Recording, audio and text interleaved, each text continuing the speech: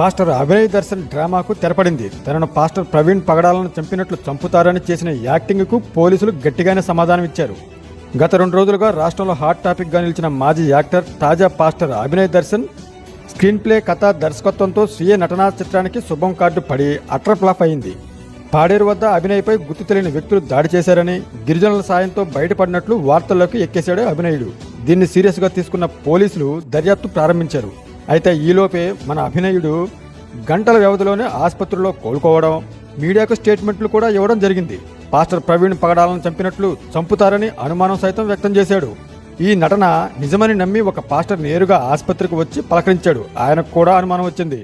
ఇందులో అభినయ్ తప్పు ఉంటే క్రైస్తవ సమాజం క్షమించదని కూడా తెగేసి చెప్పాడు. కాగా గంట క్రితం మీడియాతో మాట్లాడుతున్నప్పుడు భుజంపై ఉన్న కట్టు గంట తర్వాత చూస్తే లేదు. నిజంగా తెగిన గాయం అయితే కట్టు అలాగే ఉండాలి కదా, లేదు. దీనికి తోడు పోలీసు విచారణలో అభినయ్పై దాడి చేసిన వ్యక్తి ఇచ్చిన వీడియో స్టేట్మెంటు, అభినయ్ చేసిన వాయిస్ మెసేజ్లు కూడా నెట్టింటో వైరల్ అయ్యాయి. రాజకీయ లబ్ధి కోసం ఇలాంటి పనికి మాలిన సినిమా స్టంట్స్ చేసుకునే అభినయులు ఆఖరికి మతాన్ని కూడా అడ్డు పెట్టుకుందాం అని ప్లాన్ చేశాడు.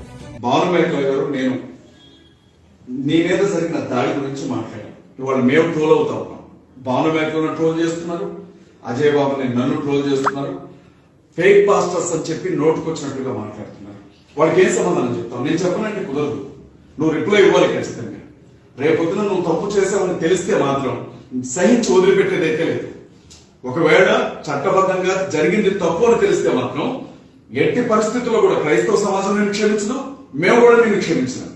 కాబట్టి నిన్న మధ్యాహ్నం నీరుతోటిపాలెం అనే గ్రామం నుంచి చింతపల్లికి బయలుదేరాం కారులో రిపేర్ చేయించడానికి. ఒక 5 మంది 3 బైకుల్లో వచ్చి గుడ్లు విసిరారు కారు మీద. విసరగానే నేను కార్ ని రైట్ సైడ్ లూప్ లైన్ ఒకటి ఉంటే అట్లా టర్న్ తీసుకున్నాను. ఇమీడియట్ గా వాళ్ళు రాళ్లు తీసుకుని కారు మీద విసరంతో అద్దాలు పగిలిపోతున్నాయి. సో నేను భయపడి అట్లే అడవిలోకి కార్ ని చెట్లలోకి తీసుకెళ్లిపోయి అక్కడ ఆగిపోయింది. కార్ అన్లాక్ చేసి దిగేలోపు వాళ్ళు వచ్చేసారు. మొత్తం 2 వచ్చి బీర్ బాటిల్ తో పగలగొట్టి ఇక్కడ ఫస్ట్ స్టమక్ లో గట్టి పొడిచిపోతే నేను తప్పించుకునే ప్రయత్నంలో గట్టి గీసుకుపోయింది.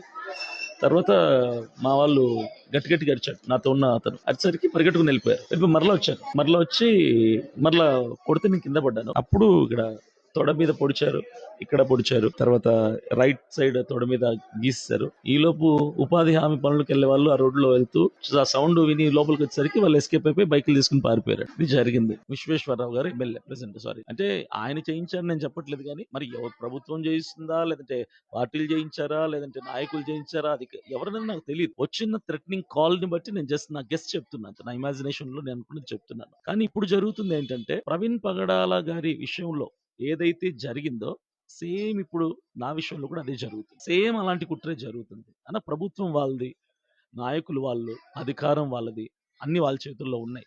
ప్రవీణ్ పగడాల గారు హత్య చేయబడితే తాగి చచ్చిపోయాడని చెప్పి సీసీ ఫుటేజ్లు పుట్టించిన వాళ్ళు ఈరోజు సేమ్. నా పేరు వసంత కుమార్ అండి. నేను మా ఆవిడ రీల్స్ చేసుకుంటాం.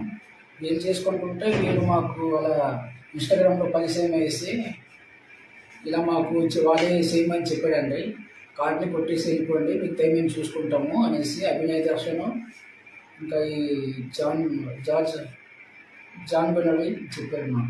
ఉండిగడ్డ దాటిన తర్వాత ఇంకొంచెం ముందుకు వస్తే క్రేన్తో కొండను దోవిన మట్టి కనపడిద్ది. ఆ మట్టి కాడి నుంచి ఇంకొంచెం ముందుకు వస్తే లెఫ్ట్ సైడు మట్టి రోడ్డు కనపడిద్ది లోపలికి. ఆ మట్టి రోడ్డు లోపలికి వెళ్ళండి.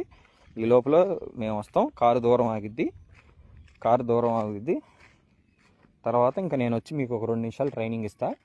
ఎట్ట చేయాలా ఏందనేది చూద్దాం. బీరు బాటిల్ ఏమైనా ఉంటే ఒక 2-3 ఎతకండి, ఎందుకంటే పొడవాలి కదా. వాసు, మెసేజ్లు చూస్తున్నావా లేదా? నాకు అర్థం కావట్లా. చూసి మరి రిప్లై ఇవ్వు.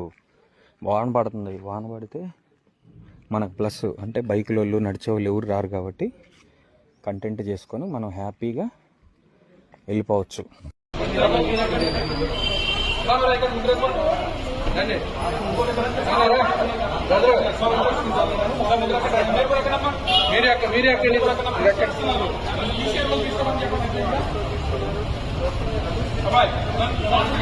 మీరే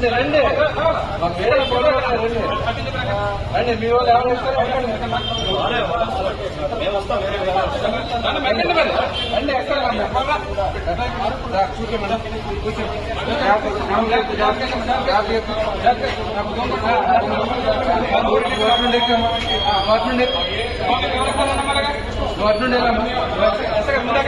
సహకరించినటువంటి వాళ్ళని కూడా ప్రస్తుతం పోలీసులు